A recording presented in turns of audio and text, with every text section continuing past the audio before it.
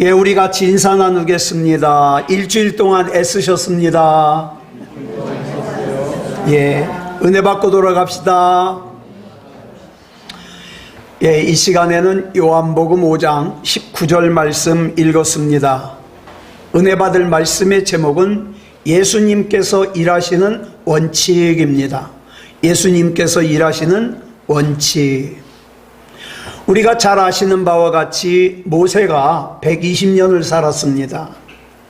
근데 이 120년의 인생 가운데 정확하게 3구분이 되죠. 처음에 40년은 왕궁에서 왕자로 살았어요. 그 다음에 40년은 미디안 광야에서 양을 치며 살았습니다. 마지막 40년은 이스라엘 백성을 인도하면서 살았습니다. 그런데 미국의 유명한 부흥사인 무디 목사님의 책을 보니까 이 모세의 인생을 또 이렇게 구분합니다. 첫 번째 40년은 모세가 자기 스스로를 대단한 존재라고 여기던 시기라고 합니다.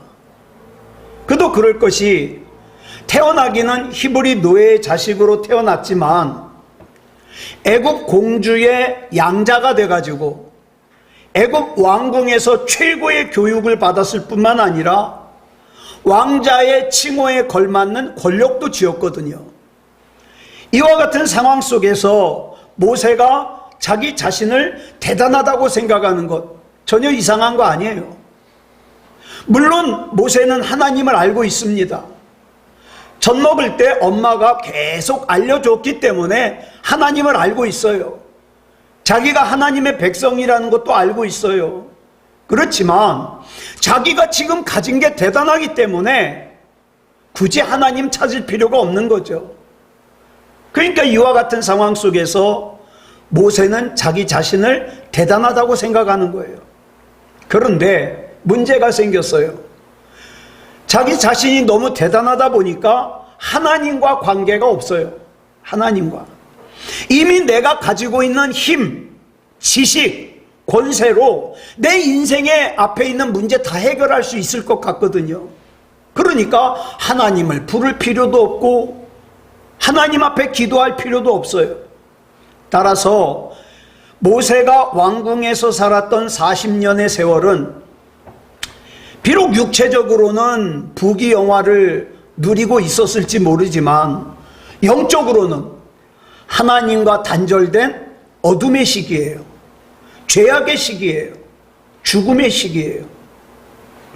그 다음 두 번째 40년은 모세가 자기 자신이 아무것도 아니라는 것을 깨닫고 고백하는 시기라는 거예요.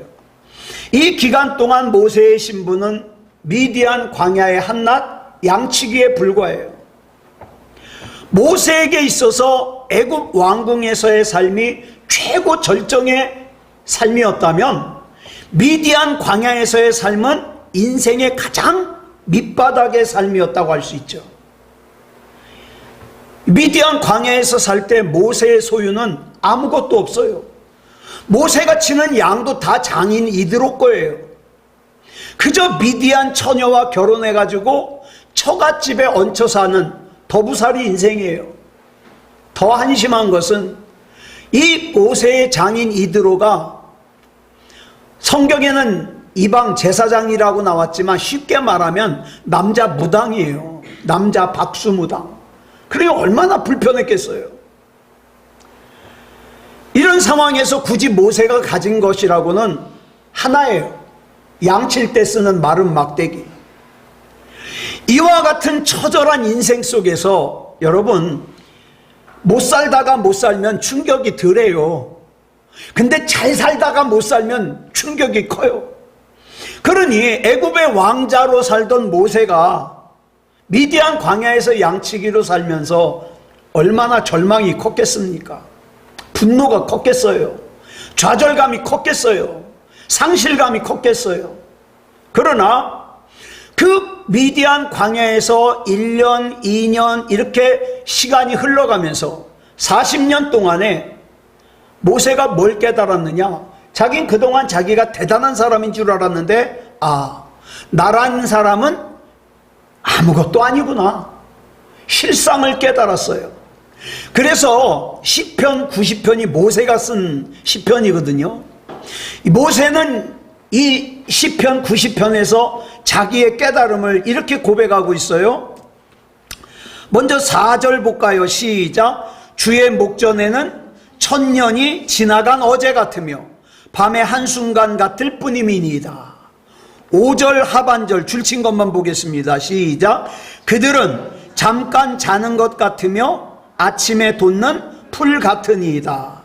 6절 보겠습니다. 시작. 풀은 아침에 꽃이 피어 자라다가 저녁에는 시들어 마르나이다. 그 다음에 9절 보겠습니다. 시작. 우리의 모든 날이 주의 분노 중에 지나가며 우리의 평생이 순식간에 다하였나이다. 10절 보겠습니다. 시작. 우리의 연수가 70이요 강건하면 80이라도 그 연수의 자랑은 수고와 슬픔뿐이요 신속히 가니 우리가 날아가나이다. 자, 이 고백을 한마디로 정리해 보면 그동안에 대단한 줄 알았던 내 인생의 실상은 아무것도 아니라는 고백이에요. 내가 돈을 이만큼 모으면 대단할 줄 알았는데 아니에요. 내가 이런 대학을 졸업하면 괜찮을 줄 알았는데 아니에요. 내가 이런 회사에 취직하면 괜찮을 줄 알았는데 아니에요. 아니에요. 실상은 아무것도 아니에요. 그러면 중요한 게 뭐냐? 마지막 세 번째. 이 세 번째 40년은 모세가 자기가 하나님의 것이라는 것을 드러내는 시기예요. 이 40년간 모세는 오직 하나님을 위해서 살았습니다. 그래서 하나님께서 모세를 친구처럼 대면하여 말씀하신 것도 이 시기예요. 이 기간 동안 이 모세라는 사람은 어디에 있든지 모세는 보이지 아니하고 뭐만 보입니까? 모세를 통하여 역사하시는 하나님만 보여요. 그러자 놀랍죠? 두 번째 미디안 광야에서 모세의 소유는 그 손에 잡은 마른 막대기 하나밖에 없었는데 모세가 하나님만 보기 시작하니까 손에 잡은 마른 막대기가 뭐가 됐습니까? 하나님의 지팡이가 됐어요. 이름이 바뀌었어요. 그래서 그 모세가 지팡이를 내미니까 홍해가 갈라져요. 지팡이로 내리치니까 반석에서 생수가 터져요. 모세가 이처럼 마지막 40년을 온전히 하나님의 것, 하나님의 도구, 하나님의 사람으로서 인생을 마무리할 수 있었던 것, 아름답게 마무리할 수 있었던 것은 그동안 자기가 자기 자신을 대단하다고 믿고 있던 그 자신을 자기가 얼마나 아무것도 아닌지 실상을 깨달았기 때문이에요. 예. 여러분, 자기 자신이 아무것도 아니라는 걸 깨달은 사람은 자기 자신이 아무것도 아니라는 걸 알기에 영원한 생명이요 진리이신 하나님을 찾을 수밖에 없어요. 하나님, 나 하나님 아니면 안 되는 거 아시죠? 나 하나님 아니면 잠시도 안 돼요. 이렇게 기도할 수밖에 없다고요. 만약에 모세에게 자기 자신이 아무것도 아니라는 것을 깨닫는 이 40년이 없었더라면, 그저 모세가 계속해서 왕궁에서 살았더라면, 하나님의 사람으로 아름답게 매듭 짓는 이 영광스러운 40년이 있을 수가 없었죠. 한마디로 말해서 미디안 광야에서의 40년은 모세가 하나님께로 돌아가는 회복의 40년이었어요. 바울도 마찬가지예요. 젊은 시절에 바울은 어떻습니까? 출신, 배경, 그 다음에 가말리엘 문화 밑에서 공부한 학력, 경력, 신분, 이런 것들이 자기 자신이 굉장히 대단한 사람이라는 걸 받쳐줬거든요. 그래가지고 이 바울은 그런 자신이 너무 자랑스러웠어요. 그래가지고 예수 믿는 사람들을 박해하면서도 조금도 양심의 가책을 받지 않았어요. 왜? 내가 대단하니까. 그런데 다메섹으로 가던 길에 예수님을 만나고 거꾸러진 다음에 뭘 깨달았어요? 자기가 대단한 존재가 아니라는 걸 깨달았어요. 자기가 그동안 그 소중하게 여기던 스펙들이 배설물과 같다는 걸 깨달았어요. 그래서 어떡합니까? 그 길로 아라비아 사막으로 들어가서 3년 동안 묵상하면서 하나님, 내가 알고 보니까 내가 실상이 아무것도 아니네요. 하나님 앞에 기도했습니다. 자기가 그토록 자랑스러워했던 출신 배경, 로마 시민권이 있는 사람, 그 다음에 바리새인, 그쵸? 대단하잖아요. 학력, 가말리엘 문화 밑에서 공부한 사람, 경력, 이 사람은 그냥 놔두면 저절로 유대인의 지도자가 돼요. 신분, 얼마나 대단합니까? 그런데 우리 주님을 만나고 나니까 이게 배설물 같은 거예요. 아무리 그런 것들로 자기를 대단하게 치장해봐야 결국에는 죽을 수밖에 없는 존재예요. 유한한 존재예요. 아까 모세가 시편 90편에서 고백한 것처럼 그 시간들이 순식간에 지나가 버려요. 그때부터 바울은 자기가 하나님의 것임을 고백하고 실천하며 하나님을 위해서, 우리 금요일날 사도행전 나누면서 말씀드렸죠. 자기를 하나님의 종, 그 다음에 자기를 하나님의 증인으로 자기 인생을 바칠 수 있었던 거예요. 바울 역시 모세와 마찬가지로 자기 자신을 대단한 존재로 자부하던 시절에는 오히려 어땠어요? 하나님을 외면했어요. 지금도 마찬가지예요. 자기가 꽤나 대단하다고 생각하는 사람은 어떡합니까? 하나님 잘 찾지 않아요. 예배가 우스워요. 그러나 자기가 아무것도 아니라는 걸 아는 순간, 나는 한계가 있고 나는 이 세상에서의 시간이 너무나도 순식간에 지나간다는 걸 아는 순간 어떻습니까? 하나님의 도구가 될 수밖에 없어요. 나 하나님 아니면 안 돼요. 내 남은 시간들도 하나님 책임져 주세요. 기도할 수밖에 없다고요.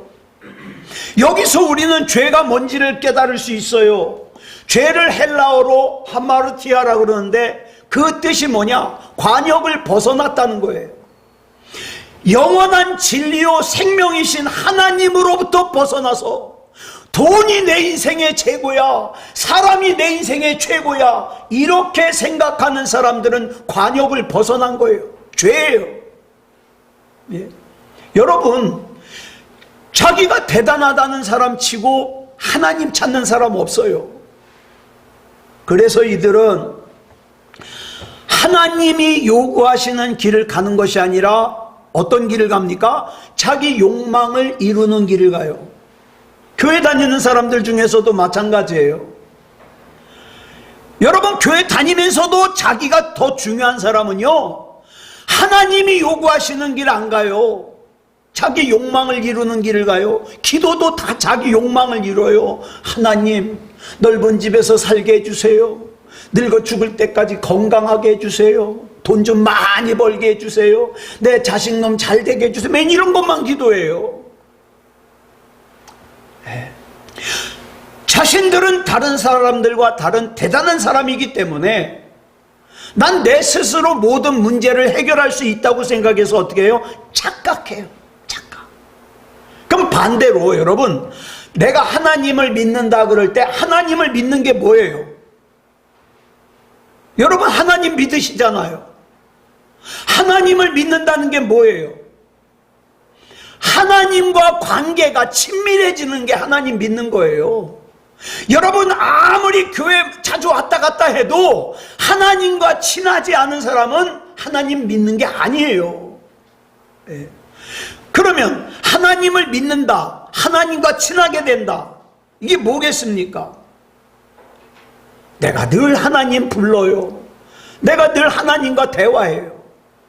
모세와 바울처럼 자기 자신을 대단하다고 생각하며 하나님을 등지고 있던 자리로부터 내가 아무것도 아니구나, 이걸 깨닫고 하나님의 손길을 필요로 하는 자리로 돌아오는 거, 이게 하나님을 믿는 거예요. 그래서 여러분, 이 모세의 인생 이 세 가지 중에서 이 마지막 단계에 해당하는 이 인생을 오늘 본문이 설명해 주고 있어요. 오늘 본문인 요한복음 5장을 보면 예수님께서 베데스다라는 연못에 가셨는데 거기에 수많은 병자들이 모여 있어요. 이 연못에는 옛날부터 전해져 내려오는 전설이 하나 있었는데 가끔 천사가 내려와 가지고 물을 움직일 때 이 물에 제일 먼저 들어가는 사람은 어떤 병에 걸렸든지 낫는다는 전설이에요. 그래가지고 그 베데스다 연못 주변에 온갖 각색 병든 사람들이 다 모여 있어요. 그런데 그 중에 38년 된 병자가 껴 있었어요. 자, 그런데 성경을 보니까 그 연못 주변에 얼마나 많은 병자들이 있겠어요. 그 많은 사람 중에서 성경을 보니까 예수님께서 38년 된 병자 한 사람만 고치셨어요. 이상하지 않아요? 그럼 여기서 질문 드릴게요. 왜 예수님께서는 그곳에 모여있는 수많은 병자들 가운데 유독 38년 된 병자 한 사람만 고치셨을까요? 자, 예수님께서는 그곳에 모여있는 모든 병자를 고치실 수 있는 능력이 있어요, 없어요? 있어요, 없어요? 있어요, 없어요?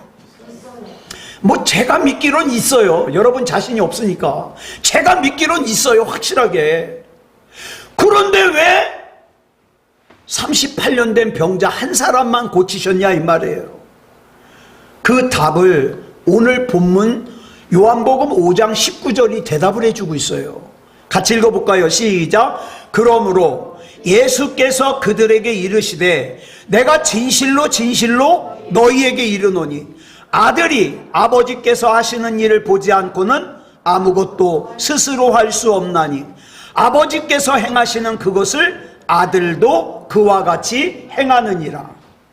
자, 여기 보니까 또 진실로 진실로가 나와요. 헬라어로 아멘이라 그러죠. 아멘, 아멘. 이건 뭐 할 때 쓰느냐? 굉장히 중요한 말씀하실 때, 예? 강조하는 거예요. 진실로 진실로. 이 말씀은 꼭 기억해라 이 말이에요. 그러면 그 중요한 말씀이 뭐냐? 성자 하나님이신 예수님께서는 아버지이신 성부 하나님께서 하시는 일을 보지 않고는 아무것도 자기 마음대로 자기 스스로 하지 않는다는 거예요. 왜요? 이게 예수님이 일하시는 원칙이라는 거죠. 그러면 예수님께서는 어떤 일을 하시기 전에 늘 누구를 바라볼까요? 누구를 주목할까요? 성부 하나님을 주목하는 거예요. 예? 그럼 왜 예수님께서 베데스다 연못가에 모여있는 그 수많은 병자들이 있었음에도 불구하고 왜 그 사람들을 다 고치실 수 있음에도 불구하고 38년 된 병자 한 사람만 고치셨는가? 아, 예수님께서 하나님을 쳐다보니까 하나님의 눈이 누구만 쳐다보고 있어요? 38년 된 병자 한 사람만 쳐다보고 있어요. 만약에 성부 하나님께서 거기 베데스다 연못에 모여있는 모든 병자들을 쳐다보고 계셨다면 예수님은 거기 있는 사람 다 고치셨을 거예요. 그런데 예수님께서 성부 하나님의 눈을 보니까 38년 된 병자 한 사람만 보고 계시거든요. 이유는 몰라요. 이유는 성경에 기록되지 않았기 때문에 몰라요. 그런데 이 요한복음 5장 19절의 말씀을 근거로 이단 중에 이런 이단이 있어요. 예수님은 하나님이 아니다 라고 주장하는 이단들이 있는데 왜? 이 말씀을 보니까 예수님은 아무 생각도 없어요. 의지도 없어요. 결정권이 없어요. 그저 하나님이 하자고 하는 뜻대로만 움직이는 꼭두각시이기 때문에 예수님은 하나님이 아니다 라고 신성을 부인해요. 그런데 여러분, 이 말씀은 그런 뜻이 아니에요. 성부 하나님과 성자 하나님은 삼위일체시기 때문에 뜻이 일치해요. 뜻이 같아요. 그리고 겸손하신 예수님께서는 요한복음 8장 26절을 보니까 뭐라고 말씀하셔요? 예수님도 하고 싶은 말씀이 많아요. 판단하실 것도 많아요. 내 생각에는 그리고 이렇게 하고 싶은 거 많아요. 그런데 예수님은요, 성부 하나님께서 참되시다는 걸 알기 때문에 성부 하나님께 들은 것만 말씀하신다 이 말이에요. 예. 믿음이 좋은 사람들과 믿음이 안 좋은 사람들이 생각하는 예배의 중요성이 다르죠. 기도의 중요성이 달라요. 하나님 말씀의 중요성이 달라요. 믿음이 좋으면 좋을수록 예배가 중요해요. 믿음이 좋으면 좋을수록 기도가 중요해요. 믿음이 안 좋으면 안 좋을수록 예배가 하찮고 기도가 하찮아요. 예. 여러분, 성부 하나님, 성자 하나님, 성령 하나님은 삼위일체 하나님이시기 때문에 뭐가 같아요? 뜻이 같아요. 의지가 같아요. 생각이 같아요. 결정이 같아요. 판단이 같아요. 그래서 우리는 삼위일체라고 그러는 거예요. 그러면 잘 들으세요. 우린 여기서 왜 같이 예배를 드리는데, 같이 기도를 하는데, 어떤 사람은 하나님의 은혜를 받는 사람이 있는가 하면 어떤 사람은 하나님의 은혜를 못 받아. 어떤 사람은 하나님의 통로가 되는 사람이 있는가 하면 어떤 사람은 하나님의 통로가 되지 못해요. 그 이유가 뭘까요? 같이 예배 드리는데. 예? 잘 들으세요. 우리가 하나님의 말씀을 읽을 때, 하나님의 말씀을 들을 때 하나님의 말씀이 나를 통해서 나가죠. 근데 문제가 있어요. 이 통로인 내가 내 경험을 중요하게 생각하고, 내 지식을 중요하게 생각하고, 내 욕심을 중요하게 생각하고, 내 이기심을 중요하게 생각할 때 하나님의 말씀이 나를 통해 나가다가 어떻게 해요? 변질돼 버리는 거예요. 요즘에 보면은요, 요즘에도 병 고치는 집회, 귀신 쫓아내는 집회, 기적이 일어나는 집회, 사람들이 모여요. 많이 모여요. 예. 제가 인터넷으로 이렇게 목사님들 설교도 보고 쇼트도 보고 그 다음에 뭐 집회하는 것도 보는데, 여러분 유튜브 보면 별의별 은사 집회 많아요. 앞에서 어떤 분이 목사님인 것 같아요. 손을 샥 저으면은 사람들이 뒤로 넘어가는데 그 표정 보면 웃겨요. 웃으면서 넘어가요. 그거 가짜예요. 그거 가짜예요. 연극하는 거예요. 예? 또 태블릿에 무슨 사진인지 모르겠는데 태블릿을 들고 다니면서 그 태블릿 한번 건드리면 뒤로 넘어가요. 그것도 가짜예요. 지팡이 막대기 갖고 와가지고 들고 돌아다니는데 막대기 건드리면 뒤로 넘어가요. 그것도 가짜예요. 예. 여러분 조심해야 돼요. 왜 그렇게 은사 집회 그러면 뒤로 넘어가는 거 좋아하는지 모르겠어요. 여러분, 저는요, 창세기부터 요한계시록까지 읽으면서 성령 받고 뒤로 넘어갔다는 거 찾아봐도 없더라고요. 왜 없는 거 만들어내요? 그리고 그렇게 하는 사람만 성령 받았다고. 물론 성령께서 역사하시면요, 저도 경험해 봤기 때문에 뒤로 넘어가요. 근데 그것만이 다가 아니에요. 은사 집회를 하는 이걸 가만히 보면은요, 제가 여러 곳을 이렇게 보다가 정리하는데 대부분 성경적이지 못해요. 그리고 주로 감정적이에요. 이거 조심해야 돼요. 감정적인 거. 우리가 첫 번째 기준으로 봐야 될 거 뭐냐? 성경에 그런 내용이 나오느냐 이 말이에요. 예? 여러분, 성경에서 성령 받고 볼에서 금가루 떨어지는 거 나와요? 성령 받고 이에 아말감으로 했는데 금리빨로 바뀐 거 나와요? 성경에 나오지 않으면 믿지 말아요.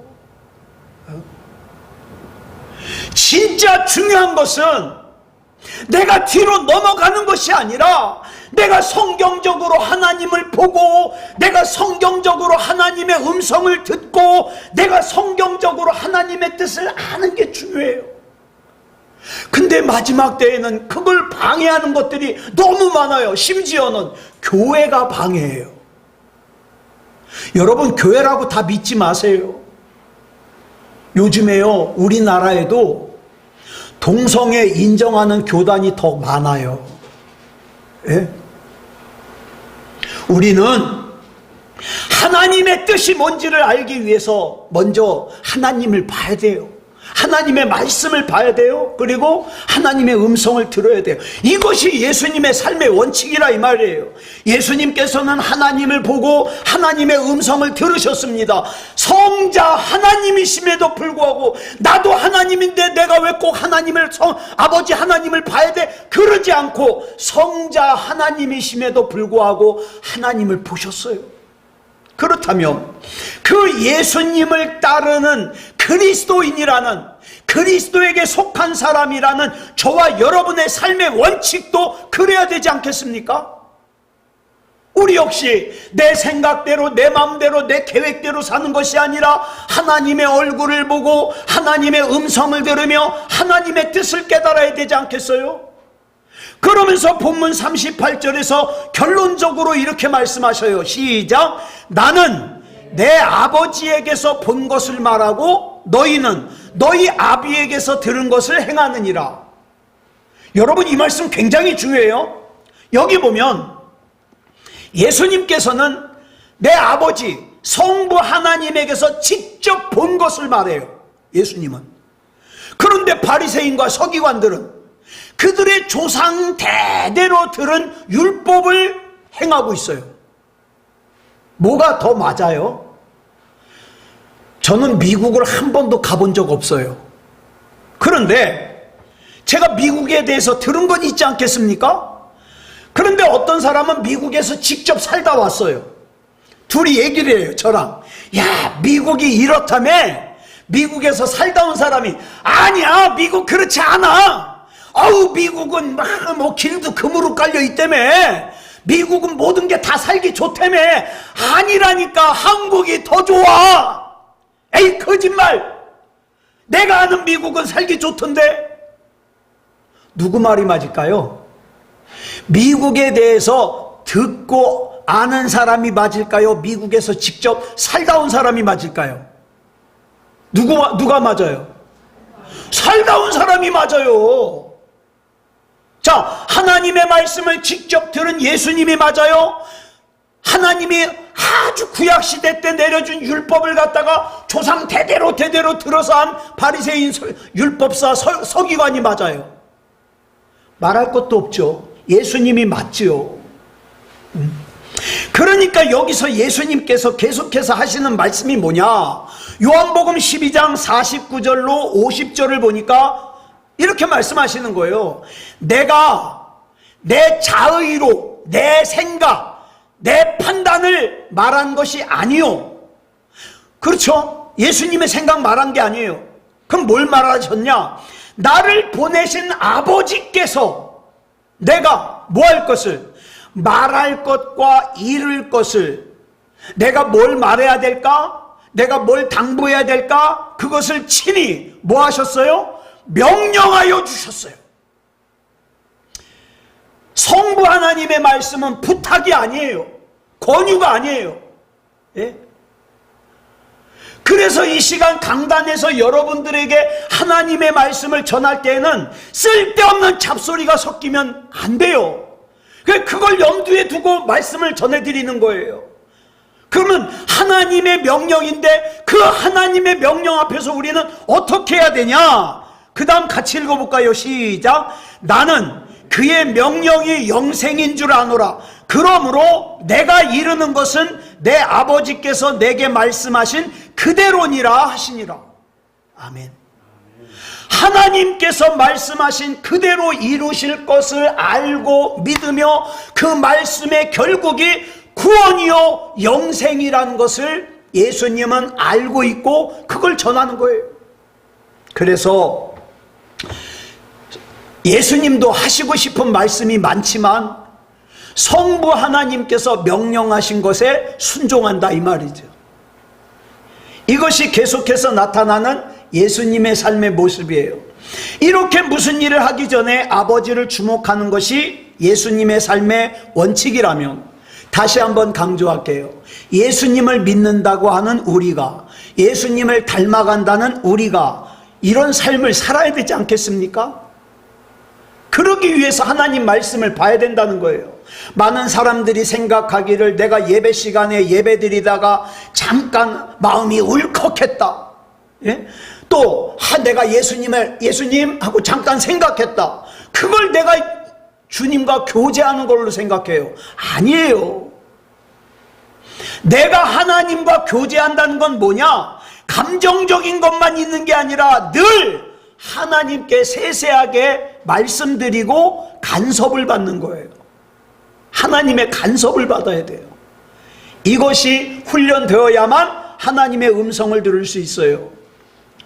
언젠가 다른 교회 다니시는 분이 인터넷으로 설교를 듣다가 전화를 주셨어요. 전화 내용이 뭐냐? 자기 고향교회가 되게 힘들대요. 왜 목사님, 내 고향교회가 굉장히 힘든데 제가 제 11조를 고향교회로 보내면 안 되겠습니까? 이렇게 물어보는 거예요. 그래서 제가 그랬죠. 하나님께서 응답하셨으면 그렇게 하셔도 됩니다. 죄 아닙니다. 그런데 높아심의 당부를 드리는데 만약 하나님의 얼굴이, 하나님의 뜻이, 하나님의 말씀이 그것이 아닌데 내 마음대로 고향교회를 도와주고는 싶은데 11조 외에는 내가 더 투자를 하고 싶지가 않아.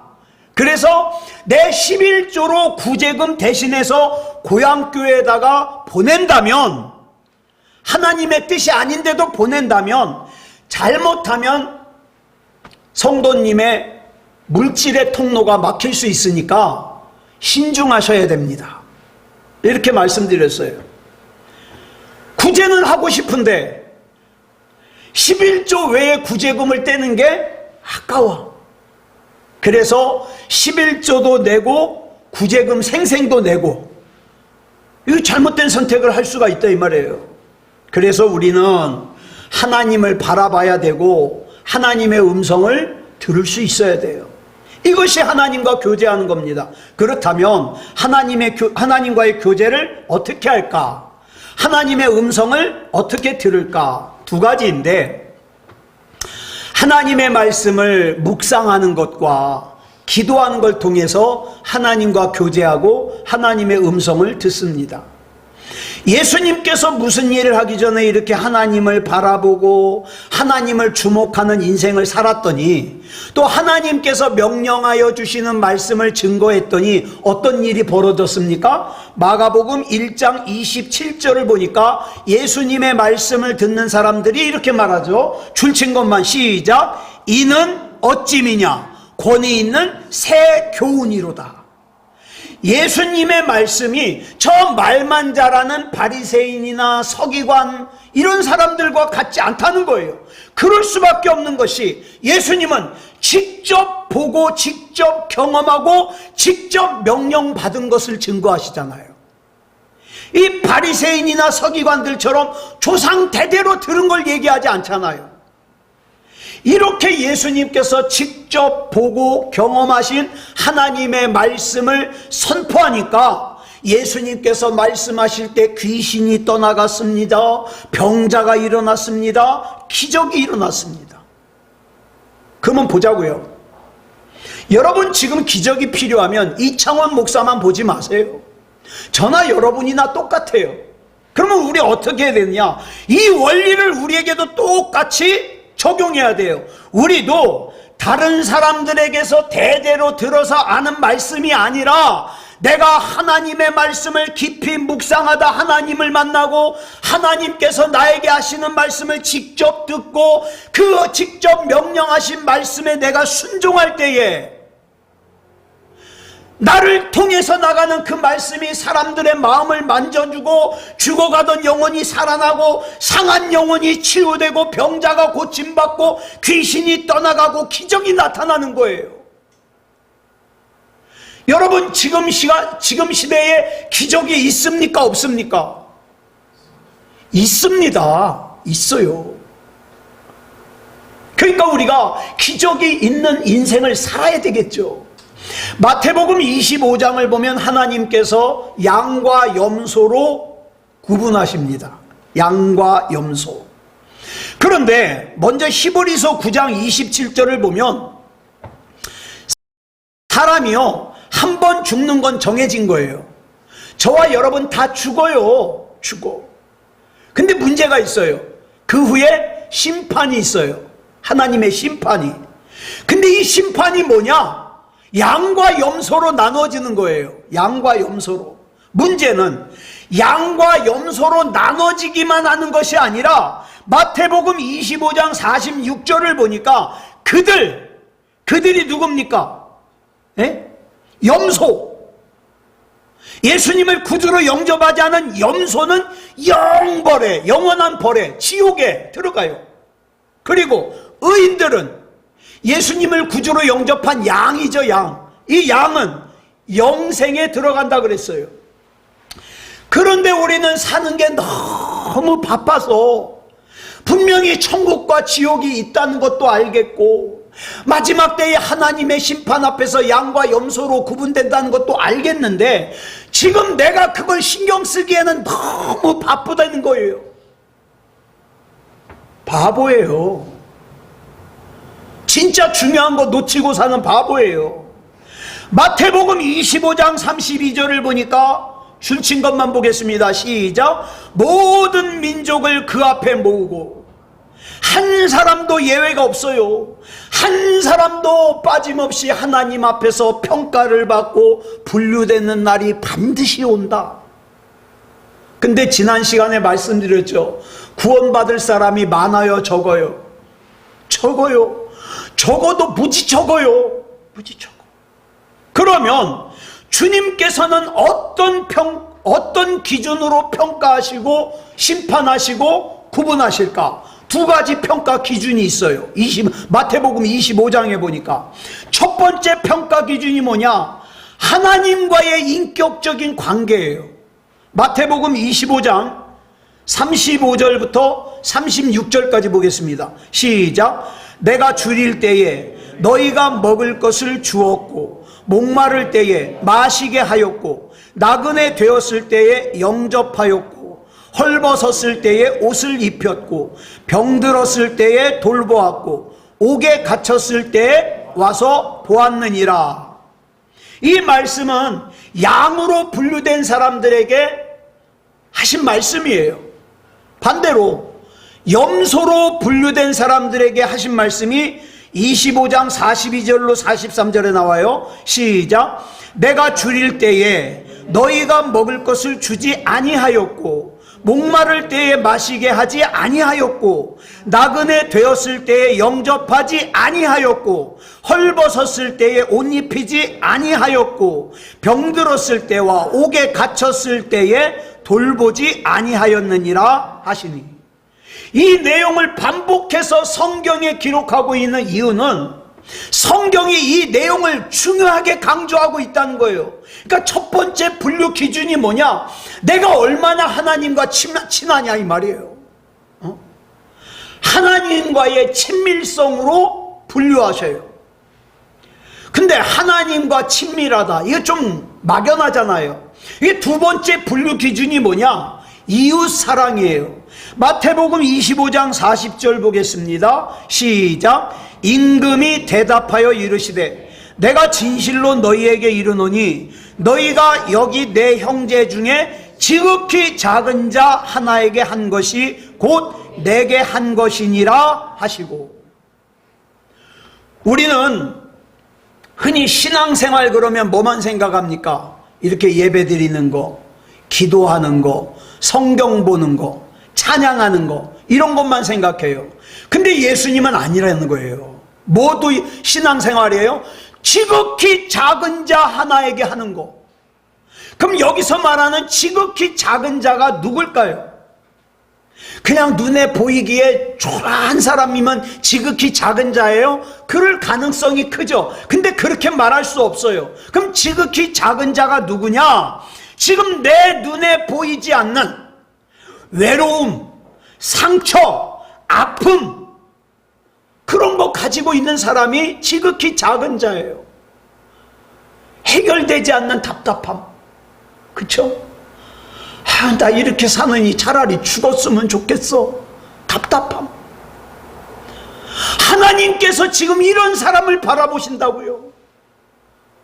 베데스다 연못가에 모인 병자들 중에서 38년 된 병자를 바라보았듯이, 자, 하나님께서 어디를 보시는지, 하나님의 마음이 어디를 향하시는지, 하나님의 말씀이 무엇인지, 하나님의 뜻이 무엇인지 관심을 가져야 되지 않겠습니까?